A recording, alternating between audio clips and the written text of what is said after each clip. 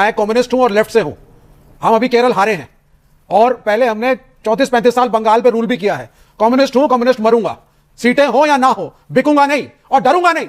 और आप डरे भी हैं और बिके भी हैं। आज बीजेपी करके भजन कर रहे हो यहां पे, तुम्हें शर्म नहीं आती है? 15 साल तक तृणमूल कांग्रेस की रोटी खाने वाला आदमी आज खड़े होकर के कुछ तो शर्मिंदगी दिखाओ कुछ। मैं तृणमूल कांग्रेस के खिलाफ हूं, ममता को गलत मानता हूं, अभिषेक बनर्जी ने अत्याचार किए हैं, सब मानता हूं, लेकिन आप उनके साथ थे। पूरा देश आपको देख रहा है और पूरा देश आप पे प्रश्न कर रहा है।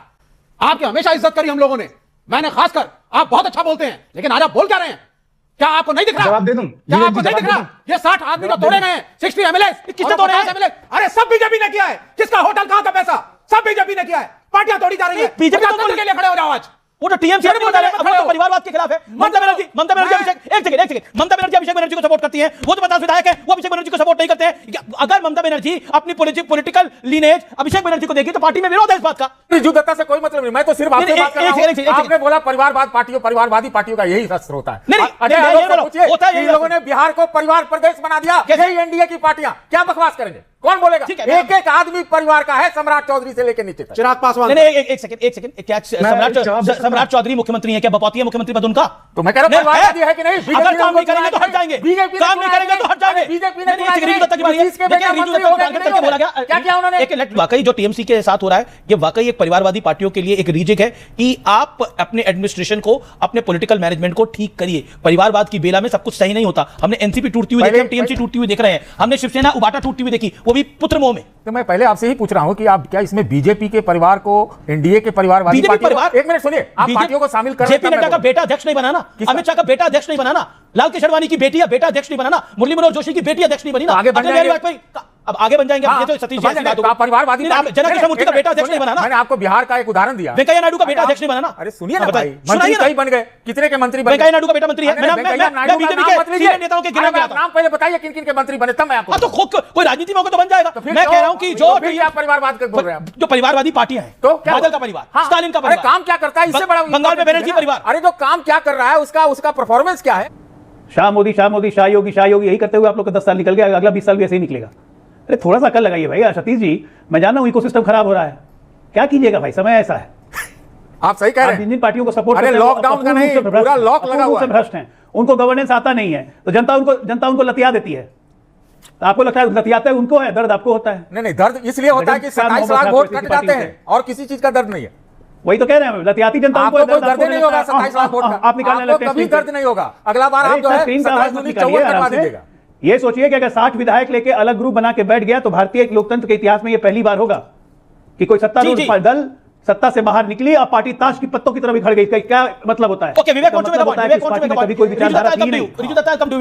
रिजू दत्ता जी, सीधी सी बात है, ये सब अगर वो किसी भी परिवारवादी पार्टी में हो सकता है, वो स्टालिन की पार्टी में हो सकता है, वो बादल की पार्टी में हो सकता है, वो किसी की। अब बताइए, अब नहीं, एक सेकंड रुकना पड़ेगा आपको। आपने बहुत बड़ा इल्जाम लगाया। सुनिए, एक बात बताइए, तेज प्रताप यादव तेजस्वी के खिलाफ हो गए, बीजेपी ने कराया क्या? तेज प्रताप यादव तेजस्वी इलेक्शन हारने के बाद रिजू दत्ता शिवपाल यादव अखिलेश यादव के खिलाफ हो गए। आप बताइए ना सर, इलेक्शन हारने के बाद ये एमएलए सो के जगह दूध के धुले, गंगा नहाए और कहा साहब अभिषेक बनर्जी हमको एक्सेप्टेबल नहीं है। मैं गलत मानता हूं अभिषेक बनर्जी को। हमारे लेफ्ट की पार्टियां बंद करी गई, हमारे पार्टी के ऑफिस में। रिजू दत्ता का बारी है, रिजू दत्ता का बारी। देखिए, अब आप कॉर्नर कर रहे हैं रिजू दत्ता को। हमको रिजू दत्ता से कोई मतलब नहीं, मैं तो सिर्फ आपसे बात कर रहा हूं। आपने बोला परिवारवाद पार्टियों, परिवारवादी पार्टियों का यही शस्त्र होता है। इन लोगों ने बिहार को परिवार प्रदेश बना दिया। यही एनडीए की पार्टियां क्या बकवास करेंगे? कौन बोलेगा? एक एक आदमी परिवार का है, सम्राट चौधरी से लेकर नीचे तक। चिराग पासवान, एक सेकंड, क्या सम्राट चौधरी मुख्यमंत्री है? क्या बपौती है मुख्यमंत्री पद उनका? तो मैं कह रहा हूं परिवारवादी है कि नहीं? अगर काम नहीं करेंगे तो हट जाएंगे, काम नहीं करेंगे तो हट जाएंगे। बीजेपी ने रिजू दत्ता की बारी है। रिजू दत्ता को टारगेट करके बोला गया। क्या किया उन्होंने? Let Riju Datta come in, Riju Datta respond. Thank you. Vivek ji के साथ तो मैंने बहुत डिबेट किए हैं। I am very happy to see that he is a true comrade. But मैं विवेक जी को याद दिला दूं, आज मंत्रिसभा में एक कैबिनेट मिनिस्टर का शपथ ग्रहण हुआ बंगाल में, और उसमें कैबिनेट मिनिस्टर बने शंकर घोष, जो आपके लेफ्ट के बहुत बड़े लीडर और कॉमरेड थे। तो वो बीजेपी में ज्वाइन करके आज उन्होंने कैबिनेट मिनिस्टर का शपथ लिया है। ठीक है। और दूसरा, केरला में आपका पार्टी चेंज हुआ है, बट आपके भूतपूर्व मुख्यमंत्री के घर पे ईडी रेड्स होता है। आप बोल सकते हैं it is a political vendetta, but मेरे घर पे तो रेड्स नहीं हो रहे। मेरे को तो कोई मार नहीं रहा है अंडे से। मेरे घर पे, मेरे नाम पे तो कोई एफआईआर नहीं हो रहा है। जो चोरी करेगा, जो तस्करी करेगा, जो लोगों की जमीन लूटेगा, ये सब कुछ आपको चुनाव के बाद ज्ञान हुआ। और आपको अभिषेक बनर्जी की गलतियां चुनाव के पहले नहीं दिखी, तब आप मस्ती मार रहे थे। नहीं, विवेक जी, मजा आ रहा था। तृणमूल कांग्रेस जिंदाबाद, ममता बनर्जी जिंदाबाद, सुन तो अभिषेक बनर्जी। सर, मैं आपकी इतनी इज्जत करता था, आप इतना अच्छा बोलते हैं, इतना अच्छा प्रवक्ता थे, आप कर क्या रहे हैं?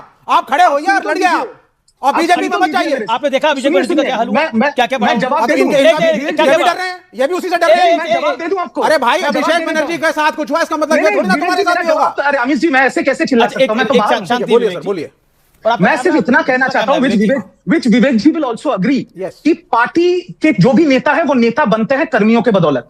नेता अकेला नहीं बनते। जब तोपसिया में बुलडोजर चल रहे थे तो सीपीएम का लेफ्ट फ्रंट का बंगाल में एक एमएलए है, and I am saying this in support of the communist, एक MLA, but CPM stay order लेके वहां पहुंच गया और 300 लड़का को लेकर बुलडोजर के सामने खड़ा हो गया। तृणमूल कांग्रेस के 80 विधायक होते हुए भी किसी ने आवाज तक नहीं उठाई।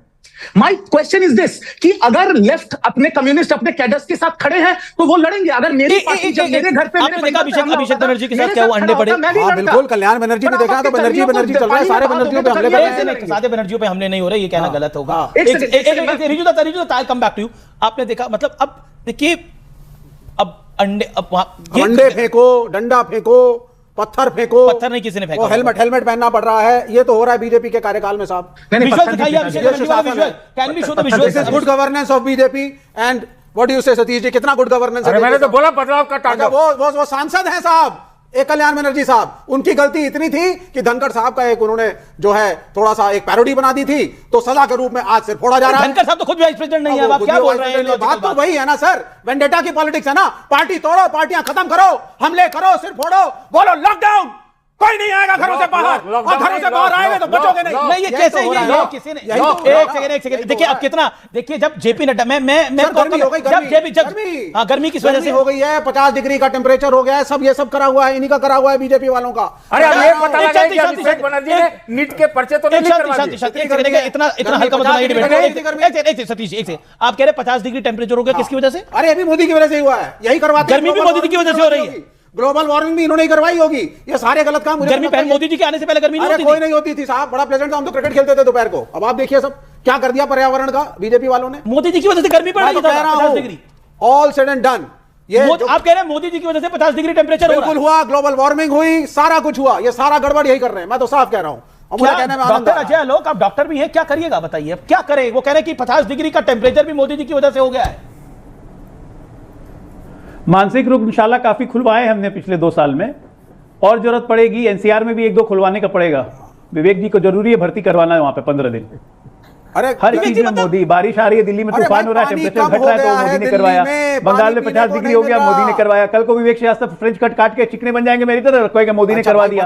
अरे यार दिमाग लगाओ, कहां छोड़ के आए हो घर में? अरे दिमाग बिल्कुल फिट है, दिल्ली में पानी नहीं है, गर्मी हो रही है, दिमाग लेके आए करो ना स्टूडियो में, दिमाग क्यों घर में छोड़ के आ जाते हो? अभी तो गर्मी पे भी डिस्कशन बोल रहे हैं, आपके बच्चे भी हंसेंगे आप पे कि बाबा क्या बोल रहे हो। मैं क्या, देश हंस रहा है सर, देश हंस रहा है। 50 डिग्री मतलब ये दिस इज फर्स्ट टाइम है, बच्चे हंसेंगे आप पे, आप ही के बच्चे, बाबा क्या बोल रहे हैं? अभी वैसे दिल्ली में सारे पर्यावरण के जितने कायदे कानून ऑन अ सीरियस नोट कुछ नहीं फॉलो करो। यू ट्राइंग टू चलाओ एसी पे एसी, पोल्यूशन पे पोल्यूशन। एसी तो पहले भी चलते थे, पटाखे फोड़ो, एसीओ में फट रहे हैं एसी। क्यों Ajay Alok ji? Good governance, electricity management, no water supply.